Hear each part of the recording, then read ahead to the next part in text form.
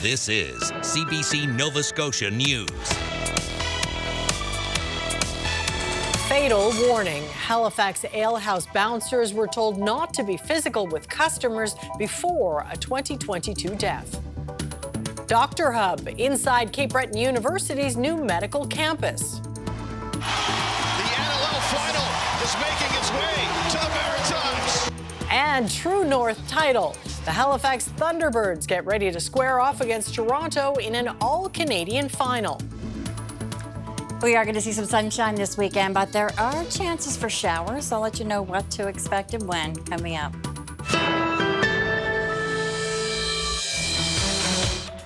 Good evening. Bouncers at a downtown Halifax bar were told not to be physical with patrons following several alleged assaults. Not long after, one of them killed a man. The CBC's Josh Hoffman has the details from documents obtained by CBC News. The Halifax Alehouse is connected to several assault allegations, including the death of Ryan Snoddon, who was attacked right here by one of the bar's bouncers on Christmas Eve 2022. But before Sawyer died, Alehouse bouncers were told to stop being physical with patrons, according to documents obtained by CBC News. Sawyer died after being put in a chokehold by the bar's head of security for nearly 2 minutes. His death triggered an investigation by the province's Alcohol Enforcement Unit. The documents, many of which have redactions, reveal that officials found 3 previous alleged assaults involving patrons throughout 2022. 2 of those incidents led to criminal charges against Alehouse bouncers, but the bouncers continued working at the bar and were accused of new allegations after they were charged. Emails between provincial investigators days after Sawyer was killed show the bouncers had previously been told to refrain from being, quote, hands-on with patrons. There are currently no regulations for bouncers in Nova Scotia, but the province has proposed legislation that would change that. Now, Crown prosecutors eventually withdrew the charges in 2 of the 3 incidents involving Alehouse bouncers. In April, the former head of security, Alexander Levy, was sentenced to 4 years in prison for Sawyer's death. He has since been granted bail as he appeals that decision. Josh Hoffman, CBC News, Halifax. The Impact Assessment Agency of Canada will not do a full assessment of 2 controversial gas power plants proposed for Pictou County. The federal regulator released 2 identical decisions Friday. They said the power plants may cause adverse effects, but the agency believes effects would be minimal or addressed by existing laws and regulations.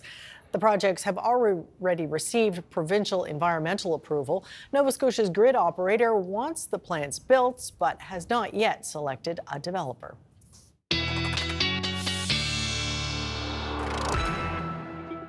And Tina's here with the first look at the weather, and the long weekend has arrived. It has, and it's been arriving with us with cooler temperatures and some unsettled weather. Things will settle out as we head into the weekend, but there's still chances for some scattered showers. In fact, that chance for showers will stay in the forecast for tonight. We're already seeing those scattered showers through mainly parts of northern Nova Scotia and a few hugging the South Shore. And we have some scattered showers over Cape Breton as well, where the winds are still pretty brisk and they're more northerly right now, around 20 gusting up to 50 kilometers per hour. The winds will become slightly calmer as we go into the overnight hours, and by tomorrow they're going to become more westerly, and that's when things are going to start to clear out from west to east during the day. But we're going to start off with some cloudy skies, and I wouldn't rule out a shower or 2 early tomorrow morning, but you can count on some sunshine tomorrow afternoon. Our temperatures a little bit on the cool side, especially where the winds are hitting directly on the shoreline, holding into the single digits, but we've got double digits inland. And as we go into the overnight hours, a couple of weak areas of low pressure heading in our direction. I'll explain what that means for the weekend forecast coming up. All right, thanks for that, Tina. Cape Breton University's new medical campus is officially open. Media were invited Thursday for a first look inside the new medical sciences building, which will welcome 30 students next semester. Premier Tim Houston was on the island to mark the occasion, but as Kyle Moore reports, the Premier was greeted by striking long-term care workers who are still looking for a deal. It was a day of celebration on the campus of Cape Breton University, the premier in town for the opening of the new medical sciences building. But before the celebration got underway, Premier Tim Houston was faced with striking long-term care workers who wanted their voices heard. We had a very respectful discussion. I really appreciated the respectful nature of the discussion. And our position is that, you know, there's a contract that's on the table, and we would like the workers to vote on that. Higher wages is at the center of the strike that's more than a month old. 34 long-term care homes across the province are affected. We're willing to talk. We're willing to see what's possible, but it's stressful for everyone right now. Space in the building. The day continued with a first look inside a building that will be home to 30 new medical students in August, allowing virtual connectivity to Dalhousie, modern simulation laboratories, and hands-on learning. On the third floor, the biggest feature would really be our anatomy lab and our library. So that'll be an anatomy lab that uses real cadavers. The construction of the building did face delays. It was initially scheduled to be completed in October 2025. We've got more building going on than really we've ever seen before on this province. And the trades, they're doing their greatest job, but there's only so many of them. Some local physicians also had concerns about their capacity to take on teaching duties at Cape Breton University's new medical school. But the associate dean at the campus says those concerns have been addressed. People are kind of rejuvenated by, teaching and being around the young students, and combining that with their clinical practice, they've been able to find the balance, and most that taught this year are coming back to teach next year. The hope is that the medical students who study here will help fill a physician shortage that has plagued the area for years.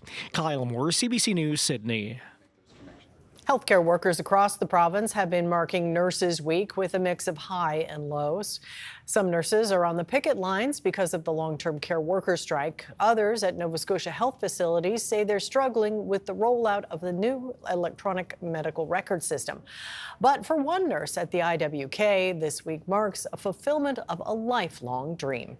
Carolyn Ray shares her story. I'm going to do a quick review. It's taken years of training, learning from her colleagues, picking up night shifts, but Tori Sabin is finally celebrating her dream job as a nurse in the neonatal intensive care unit at the IWK. It's super cool that I'm able to say that I'm a nurse now when little 8-year-old me was actually on TV and told everyone that I was going to be a nurse when I grew up, and now I am. Sabin's path to be a nurse started in these halls as a patient. She was diagnosed with leukemia when she was 8 years old. For 3 years, she was in and out of the hospital. She went through chemo and battled infections. Through it all, she was inspired by the nurses.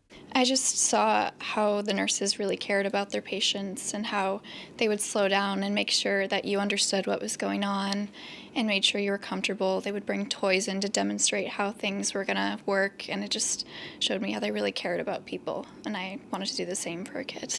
When she was finishing her treatment, Sabin went as a nurse for Halloween, creating her own IWK badge. Now she wears a real one on the job. Her first shifts in the hospital were on the same floor where she was once a patient. I carried around a little picture of me of when I was sick, and when they were having a hard time, I would bring it out and be like, hey, I understand what you're going through. I went through the same thing. Things will be okay. Now she works full-time with babies in the NICU. The people who were her inspiration are now her peers, and she hopes to give back the same care she once received. Carolyn Ray, CBC News, Halifax. Do you want to... Some social workers in Halifax schools are being moved into new roles. The Halifax Regional Centre for Education has been paying 17 social workers through a supplementary fund from the municipality. But a new agreement focuses that fund on arts and music, phasing out money for social workers over 5 years. This week, HRCE told those social workers their jobs would be cut, but they will be transferred into similar positions this fall.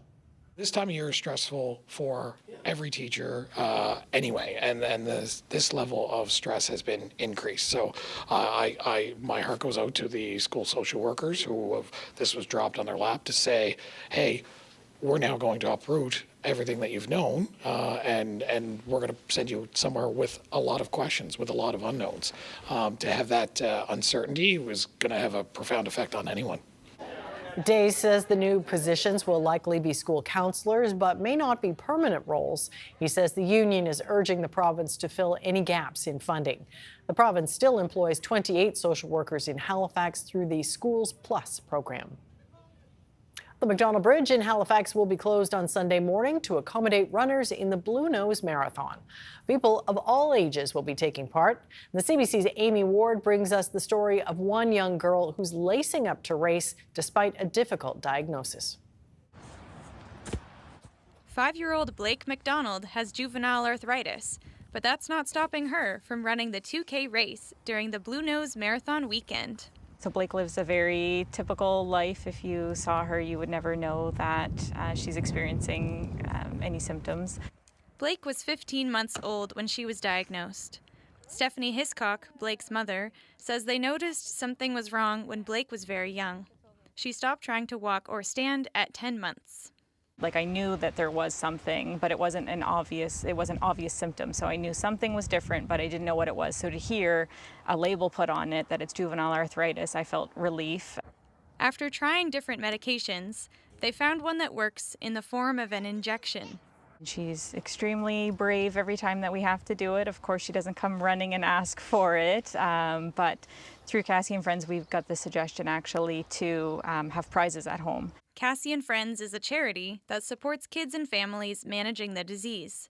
For Blake's first needle, she asked for a cake. Our family came over and it was a celebration. Every time since then, she's been able to pick a prize out after she does her needle. Blake's biweekly injection allows her to be as active as she wants. She just did her first dance competition last weekend and then had a dance recital. And yeah, she's going to start soccer this summer too. And do you like running? Yeah. What do you like about running? You can get faster. Yeah. Are you pretty fast? Yeah. Other kids with juvenile arthritis will join Blake alongside family, friends, and healthcare professionals. Amy Ward, CBC News, Halifax. The Halifax Thunderbirds are preparing for their first league final since moving to the Maritimes. The National Lacrosse League team will play the Toronto Rock in an all-Canadian matchup. Action starts Friday night in Toronto. Ethan Hunt caught up with the team ahead of the series. The NLL final is making its way to the Maritimes as the Halifax Thunderbirds win it. That was the sight at the Scotiabank Centre as the Halifax Thunderbirds clinched their first finals appearance, defeating the Georgia Swarm 15-11. It's been a long time coming for us, not even this season alone, but kind of the whole 6 years of the franchise. Clark Peterson was the first player drafted by the T-Birds. He's leading the entire league in playoff scoring. My goodness, Clark Peterson, are you kidding me? Peterson iced the Georgia Swarm with this diving goal. After scoring, he flapped his arms like the Thunderbird on his jersey, an idea he talked about with his teammate Casey Wilson before the game. He brought up the idea of doing the bird celebration, so I was like, okay, you know what, if whoever kind of ends the game or like puts the game out of reach, let's bring that one out. Fans rose to their feet as Heave Away rang throughout the stadium, and the Thunderbirds were minutes away from going to the finals. Peterson says ever since he got to Halifax, the fans have been incredible. Having all 11,000 strong cheering us on has been, it just gives us so much energy to keep going. In February, the Halifax Thunderbirds sat 3-7. They were 10th out of 14 teams in their league. Less than 3 months later, they are set to appear in the finals. So what happened? Head coach Mike Useri says the reason is the team's unwavering belief in themselves. Those guys really have done an excellent job in maintaining our composure and our resiliency. To get to the finals, the team needed to win a best-of-3 series against Georgia. They won the first game, but were dismantled at home 21-9. Then, they had to bounce back for the deciding third game. No one in this room has ever quit on each other. We're not going to start now. Peterson expects the final to be a physical series against a young Toronto side.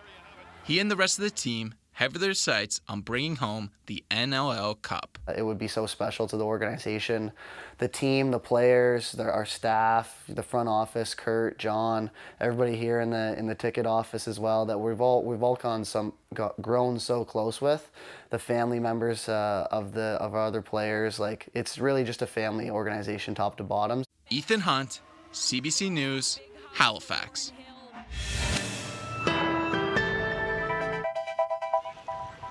There's a familiar spot, the Halifax Public Gardens. Tina will be back next with the full weather forecast. See you in just a few minutes.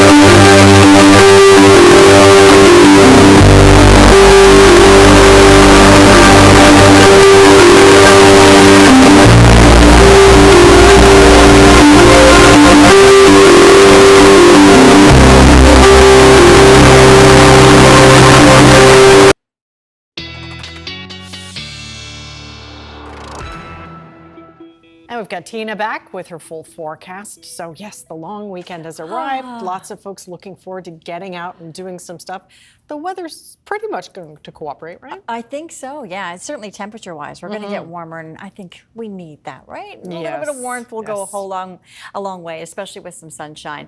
Our temperatures right now are holding. We've got some temperatures a little bit on the cool side the further east you are. So the eastern mainland, right on through Cape Breton, still holding on to single-digit temperatures, and it felt pretty cold today. Lots of clouds, showers, certainly some gusty winds. But through the Annapolis Valley, even in Yarmouth this afternoon, the temperatures wound up into the upper teens. A little bit of sunshine and those winds backing off a little sooner here allowed for those temperatures to warm up. And I think as we go into the overnight hours, those winds are going to continue to subside out of the north. And by tomorrow, those winds will become more westerly. Now, there are still clouds out there today, courtesy of this area of low pressure that will slowly be moving off towards the north and to the east. But on the backside of this area of low pressure, there's still going to be some cloud cover, and that includes for tomorrow morning. The further east you are in the Maritimes or into Nova Scotia, the more clouds that you're going to experience, not only for tonight, but for tomorrow morning as well. So we've got to introduce and continue with those rain chances, at least for the morning tomorrow morning, and skies will start clearing as we go into the afternoon. But speaking of rain, we still have a few scattered showers along the South Shore, it looks like, and we've got some scattered showers popping up here and there, and certainly the showers tapered off, and the average rainfall total, say for the western parts of Nova Scotia, ranged anywhere from a trace to about 5 millimeters. But say from Halifax to Windsor on eastward, we saw about 5 to 15 millimeters of rain last night, but there were pockets of higher amounts. Still showers going on across parts of Cape Breton and a few elsewhere, and keeping a slight chance for showers across the region tonight, with the better chances for rain in the eastern mainland through to Cape Breton, as temperatures hover between, say, 5 and 8 degrees for the overnight lows, and the winds will become more westerly by sunrise tomorrow morning. Here's a look at our systems map. So we say goodbye to this area of low pressure that's now moving into Newfoundland, but on the back side of it, we'll still see some moisture. So scattered showers will stay in the Cape Breton forecast, certainly for tomorrow morning, but I wouldn't rule out a sprinkle elsewhere. The winds will become more westerly throughout the day. So morning clouds, maybe a few sprinkles, and then we'll clear out temporarily. And then here comes Sunday rolling around. There will be a few clouds in the skies, and the clouds will certainly be on the increase in the morning, clearing out in the afternoon, but I do think there may be a shower or two as a weak trough pushes its way through. Main energy of the system is going to be well to our north, but there'll be enough to keep the clouds in the skies on Sunday afternoon, bringing back at least a chance of showers. So don't be surprised to see some more clouds building Sunday afternoon. All in all, it's going to be a great temperature-wise weekend. Our temperatures are actually going to be maybe a degree or two warmer than what they should be for this time of year. We haven't said that much lately. Temperatures in the upper teens across Cape Breton tomorrow, with the winds becoming westerly. Remember, we're going to start off with quite a bit of cloud cover and some showers, but skies should start clearing into the afternoon. Temperatures in Antigonish climbing to 21 degrees with a westerly wind, and I think that 20-degree temperature reading is going to be quite popular tomorrow afternoon with a few clouds. And I wouldn't be surprised to see a sprinkle in the morning, but clearing skies in the afternoon with those winds kicking up from the west, 20 gusting up to 40 kilometers per hour. So where the winds hit directly on shore, the temperatures are going to be a little bit cooler. Yarmouth maybe 13 degrees, but you move inland and that's where we'll find some temperatures into the lower 20s. So overnight tonight, our temperatures not dropping down too much. Most of the temperatures will be between 5 and 8 degrees for the overnight low. A shower or two tomorrow morning, certainly not out of the question. Look at the temperatures, 20 degrees for tomorrow, around 21 on Sunday. And it is just a chance of showers, and in particular Sunday afternoon. On Monday, after that trough pushes through, our wind direction is going to change, and we're going to be into some slightly cooler, slightly drier air. So temperatures holding around 18 degrees, which is actually where we should be for this time of year. And then our next system will head our way. It looks like Wednesday into Thursday will carry a chance of showers on Wednesday, and looking at some more widespread rain on Thursday. And by that time, we may need a drink with those warmer temperatures and some sunshine. Absolutely. All right. Thanks very much for that, Tina. Okay.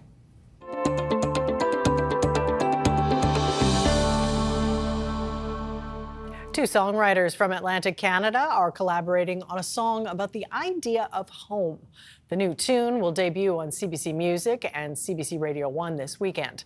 The CBC's Aaron Costello sat down with Hannah Green and Laura Roy to talk about their collaboration and how it feels to come home. Leaving home to find work is a common story in Atlantic Canada. For East Coast musicians Hannah Green and Laura Roy, the career opportunities available in the big city called out to them. Less than a year ago, Hannah Green made the trip from her home of St. John's, Newfoundland to Toronto. We were going down the 401, and then I'm there holding on to the handle, like, totally not used to this. But she hasn't completely broken the ties of home, and in a way, for Hannah, home is in two places. Laura Roy knows this pull between two homes well. Originally from Canning, Nova Scotia, Laura made her way to London, England 10 years ago to pursue her career in music, and has been very successful. When I moved to London, I was exposed to a whole other world of influences and sounds. I was working with Dua Lipa, and Sabrina Carpenter. After 10 years of backing up other people, Laura is finally stepping to the center stage with the release of her first full-length album, Late Bloomer Season. I can be an author. An album that she had to come home to Nova Scotia to make. Coming home for me, and especially this time around with it being the release of what is actually like my debut album, even though I've been releasing music for a very, very long time. So it feels just like a very full circle moment. Yeah. Two artists who didn't know each other, both at different stages of their careers, and yet they're linked. 6 months ago, Hannah shared a cover version of Laura Roy's song Beef on Instagram. This recording would spark a relationship between the two artists.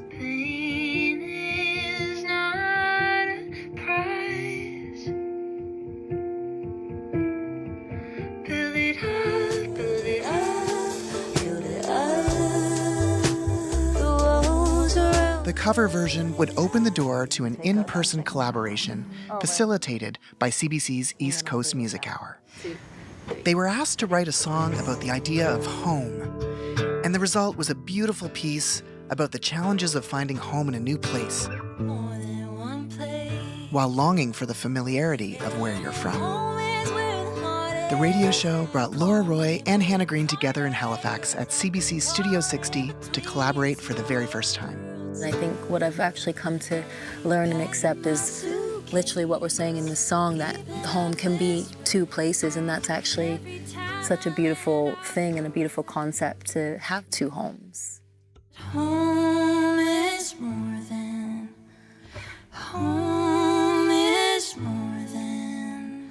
one place. Aaron Costello for CBC's East Coast Music Hour in Halifax. More than one place, more than one place, more than one place, more than one place, more than one place, more than one place, more than one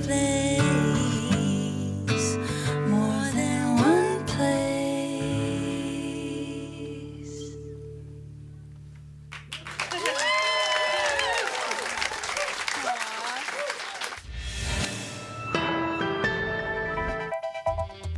Coming up, race weekend. Runners of all ages have flocked to Halifax for the annual Blue Nose Marathon.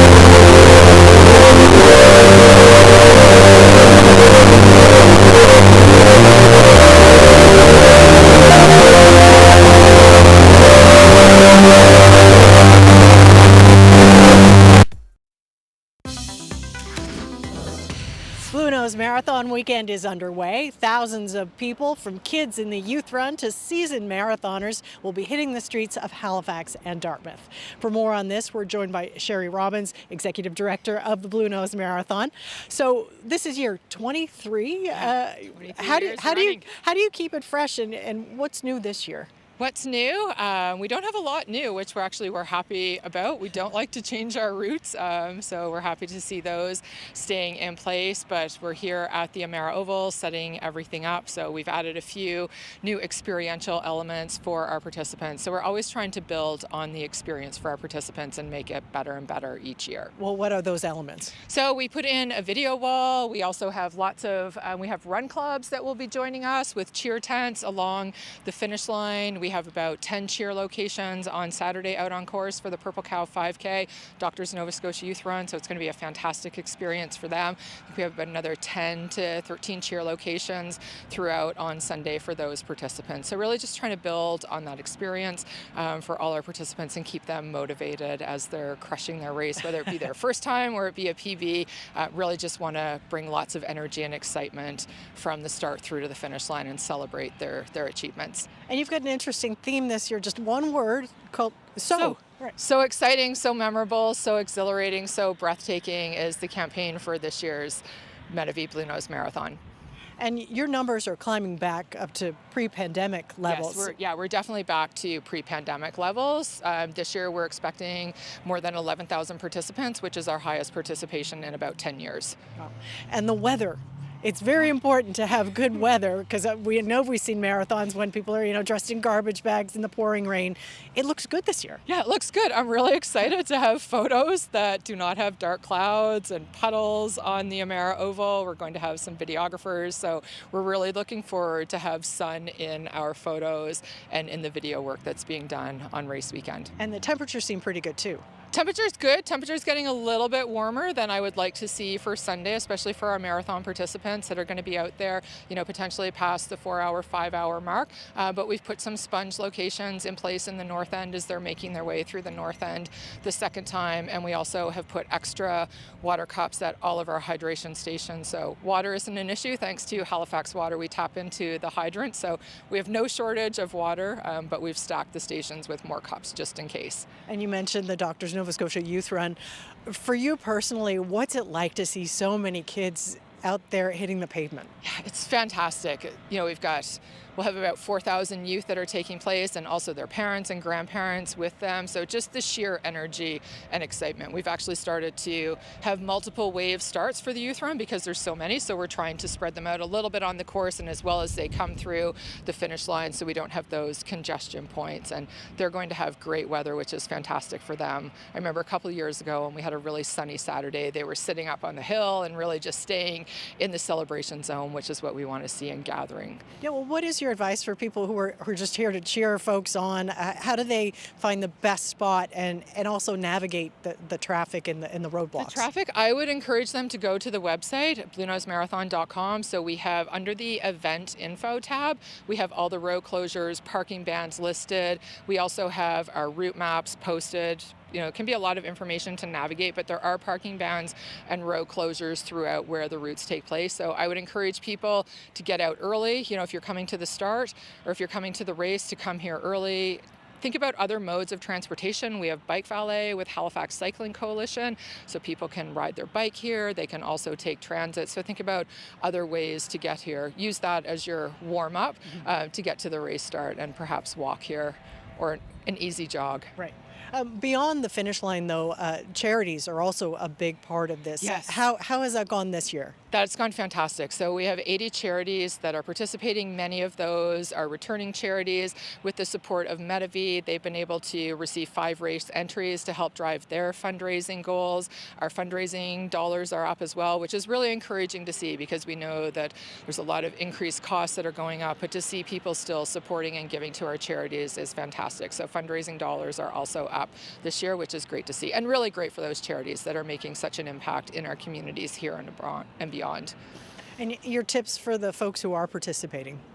Tips, enjoy every moment. Yeah, so our team, we've got 1,400 volunteers that are helping us put this weekend on. So really just enjoy it, arrive early, plan for some delays because there are traffic and road closures, especially in this area, Cogswell Street, North Park. Those will be closed early on and they will be closed for the duration of the races. And then we have rolling closures throughout. But I really just encourage participants to enjoy every moment. If it's getting really hot, maybe slow down a little bit, take some more water, electrolytes, listen to your body. All right. We have medical, but we don't want to use it. Exactly. Well, best of luck for the weekend. Thank you. Thank you so much. Coming up, Prime Minister Mark Carney and Alberta Premier Danielle Smith have reached a deal that could see construction of an oil pipeline begin in 2027. And 5 years after Ottawa announced it would restrict vape flavors nationwide, Canada's health minister won't say when or if it will still happen.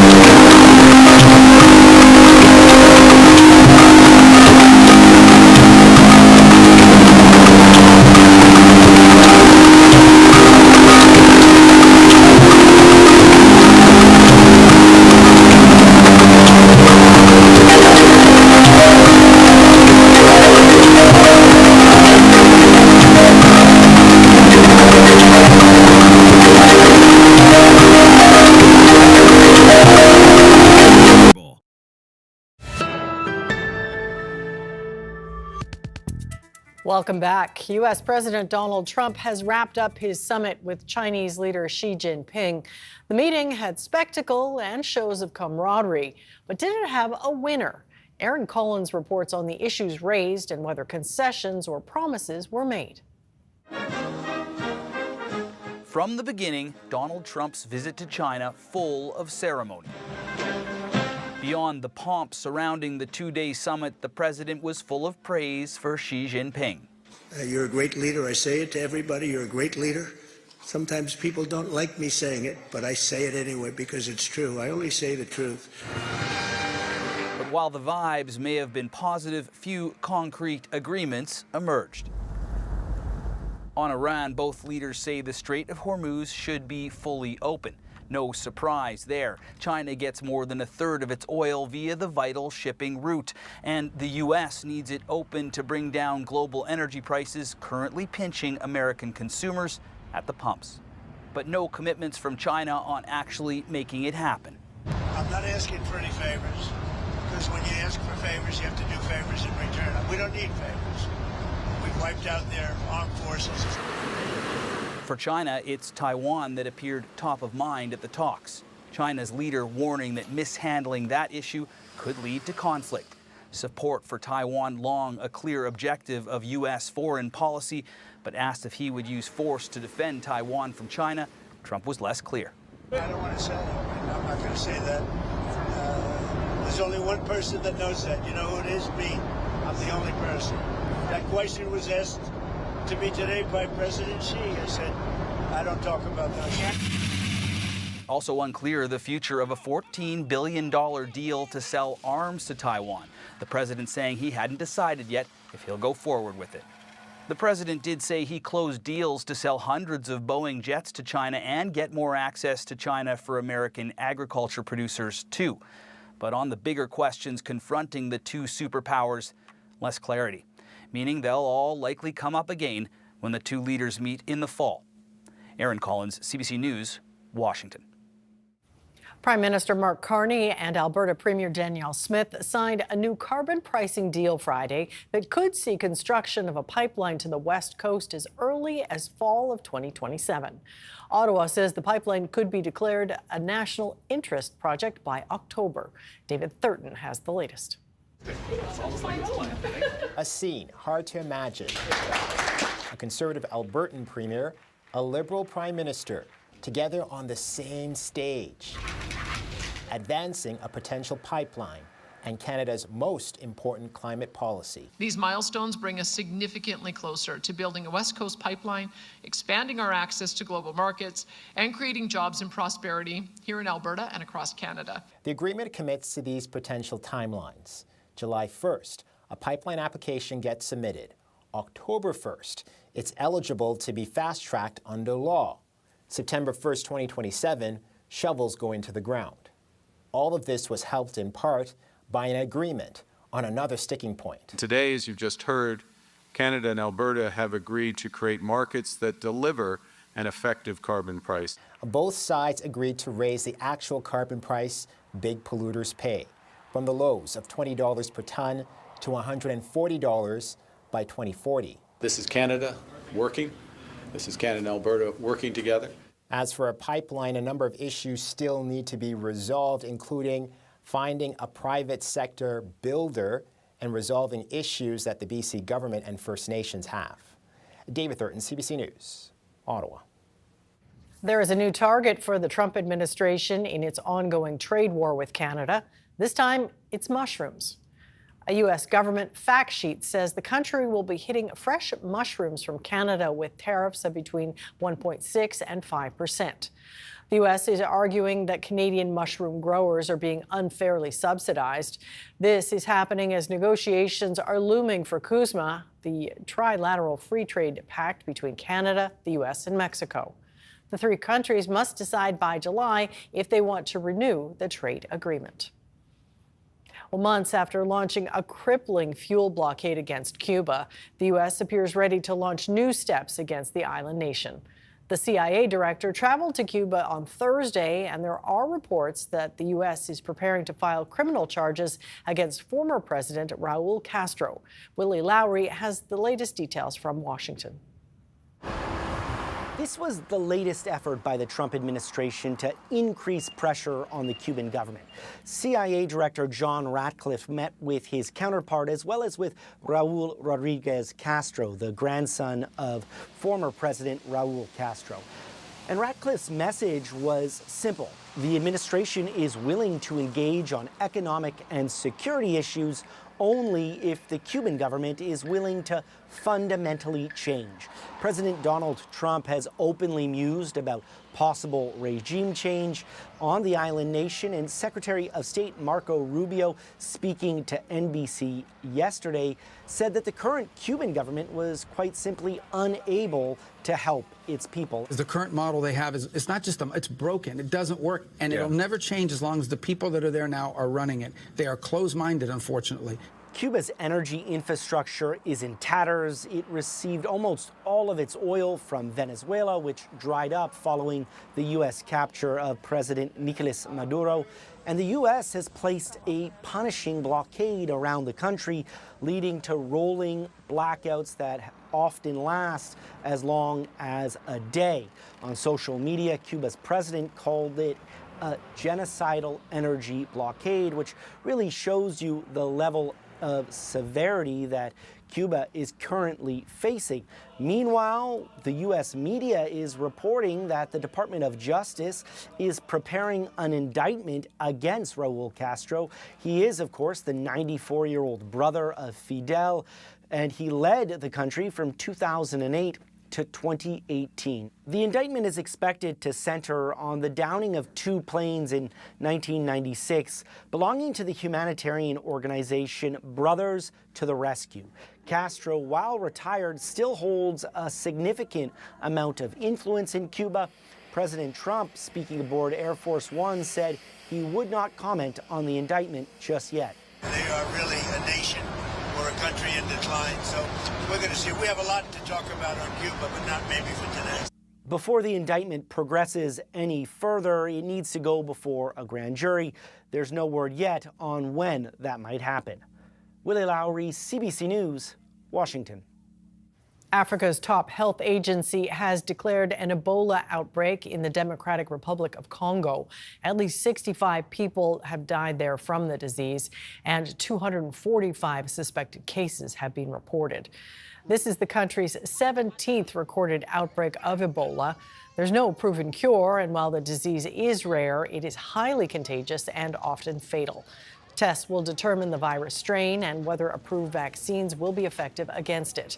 The Africa Centers for Disease Control and Prevention is convening a meeting of regional and international health groups to coordinate a response and surveillance strategy. For years now, doctors have called on Ottawa to ban flavored vapes. The fruity and sweet tastes have been proven to be major draws for young Canadians.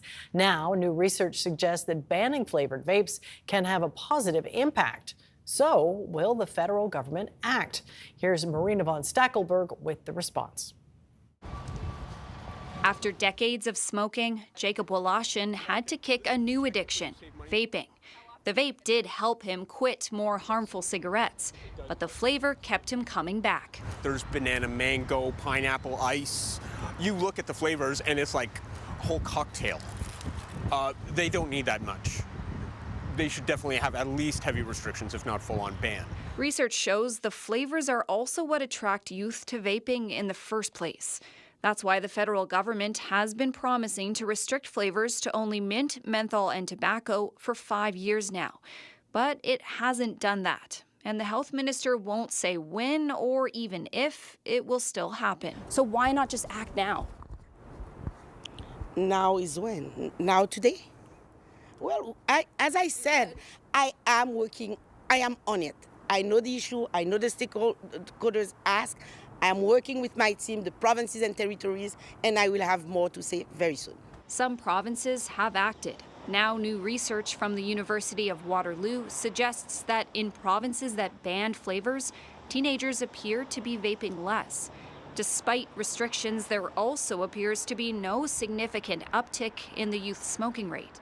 This cardiologist opened a clinic specifically to help vapers quit. The reality is that there's this massive tsunami of nicotine addiction that's coming. He says most of his patients are young. Some vape the nicotine equivalent of 100 cigarettes a day. And instead of using vaping to quit smoking, he's seeing the opposite happen. It's actually people that were like, oh, I started vaping when I was 15. It was too harsh on my lungs, so I ended up switching to cigarettes. And this is not a one-off. Records show the nicotine and vaping industry have been aggressively lobbying the Liberal government and Health Canada not to bring in a flavor ban. They say adult smokers choose to switch to vaping in part because they like the taste. Marina von Stackelberg, CBC News, Ottawa. If you're a hockey fan, you've been tracking the puck during the NHL playoffs. As it turns out, those pucks have a secret Canadian connection. They're produced for the NHL and other elite leagues around the world by 2 Quebec companies. Natalia Weichsel has that story. Every time the Montreal Canadiens hit the ice, they're carrying a little piece of Quebec with them. Official pucks for the National Hockey League are produced by 2 homegrown companies, Soucy Baron and in Glasgow. Some of the hockey players that are playing for the Habs right now don't necessarily know that they're playing with a made in Canada puck. The suppliers also provide pucks for leagues across the world, including the Professional Women's Hockey League. It all starts at a rubber manufacturing factory in Saint-Jérôme, just north of Montreal. Raw ingredients are mixed together and then carefully molded into individual discs. Those blank pucks are then shipped to Sherbrooke, Quebec, where the official logos are carefully printed on. So you're seeing the cleaned raw pucks basically going onto the silkscreen machine. NHL teams can go through dozens of pucks in a single game, so the printing process has to go fast, especially during the playoffs. Logos need to be updated every time a team is eliminated. We can run probably 12 to 1,500 pucks in an hour, so we are shipping constantly, and during this time of year we have more than one shift. For the team in Sherbrooke, it's a sense of pride knowing their product is being used by Canada's favorite team. Honestly, it's just exciting to see that a puck made in Sherbrooke is hitting the ice every Stanley Cup playoffs, every game. For the Habs, knowing their equipment is made in Canada makes them proud too. It's just another part of history, you know, being from Quebec and the roots and how passionate all the fans are, so I think that's pretty cool. From factory floors in Quebec, these pucks are then shipped out to arenas across the continent. A reminder that Canada's game is also made in Canada. Natalia Weichsel, CBC News, Montreal. Markets in Toronto and New York retreated on Friday as rising global oil prices and fears of higher inflation shook the global bond market. Here's a look at the numbers as we head to break.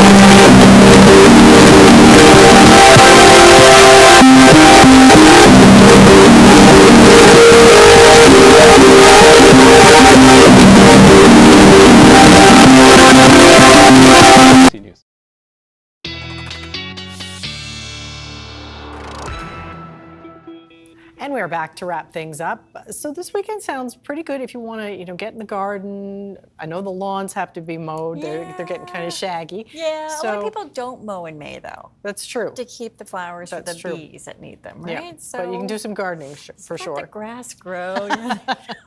Enjoy the weekend. We're going to get some sunshine and some warmer temperatures. So I think it's going to be good for just about anything that you want to do outside.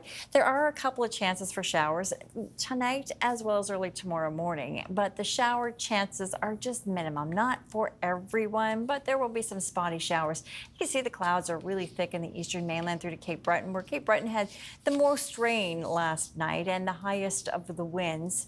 The winds will subside from west to east starting overnight tonight, but they're still going to be pretty breezy and northerly for the better part of the night. By tomorrow, they'll become more westerly, and that's going to allow for temperatures to warm up.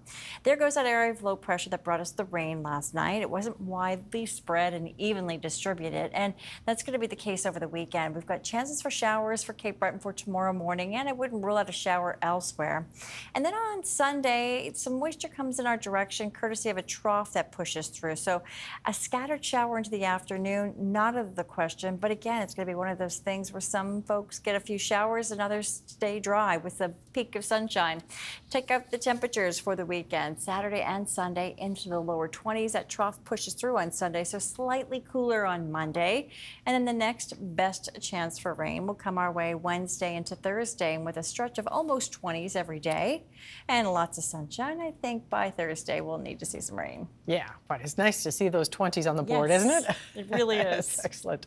All right, well, seeking a simpler, more honest life, a woman from Ontario left her desk job and moved to Prince Edward Island to live on a farm. Have a look at this. Not just any farm, though. This is Green Gables alpacas. The farm is now in its 17th season. Janet Ogilvie says before moving to the island, she did lots of research on alpacas. She says the animals seemed unique, interesting, and she felt she could reasonably handle them on her own. She raises them and uses their fiber to make yarn, which she sells at her farm to fashion shop. They're pretty adorable. Oh my gosh, they are cute. That is it for us tonight. Thanks for watching and have a great weekend.